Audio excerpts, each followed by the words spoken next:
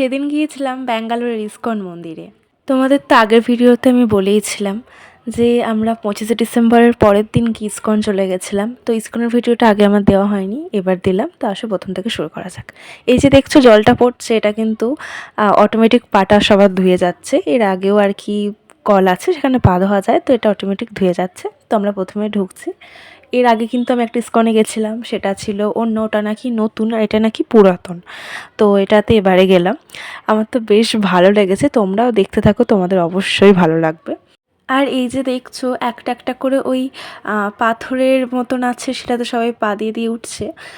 এটা হচ্ছে 108টা রকম ধাপ করা আছে, আর সেখানে 108 বার সবাই কৃষ্ণের নাম জপ করতে পারছে। আমি তো এই প্রথমবার এরকমভাবে কৃষ্ণের নাম জপ করলাম, তো আমার তো বেশ ভালো লেগেছে। আর এটা কিন্তু সবাইকে যে করতেই হবে বা এরকম কিছু না, যাদের তাড়া আছে বা যাদের সেটা ইচ্ছা নেই, তারা অন্যদিকেও একটা রাস্তা আছে, সেখান দিয়ে আর কি উঠতে পারে ঠাকুরের মন্দিরে। আর এটা হচ্ছে ভিতরটা, ভিতরে যদিও ক্যামেরা অ্যালাউ নেই, তাও আমি একটু ভুল করে ফেলেছিলাম। আর সেখানে যেহেতু ঠাকুরের মূর্তি দেখা যাচ্ছে না, তাই একটু তোমাদের সাথে শেয়ার করলাম। আর এখানে হচ্ছে বাইরেটাতে এরকম নানান কিছু বিক্রি হচ্ছে, যেখানে ঠাকুরের মূর্তি আছে বা ঠাকুরের নানান জিনিস আছে, গীতা আছে বা অনেক কিছু আছে, সেগুলো মানুষজন কিনতে পারছে। আর এই যে সাইড দিয়ে বেরিয়ে আসছি, সাইডের পরিবেশটাও কিন্তু ভীষণ ভালো।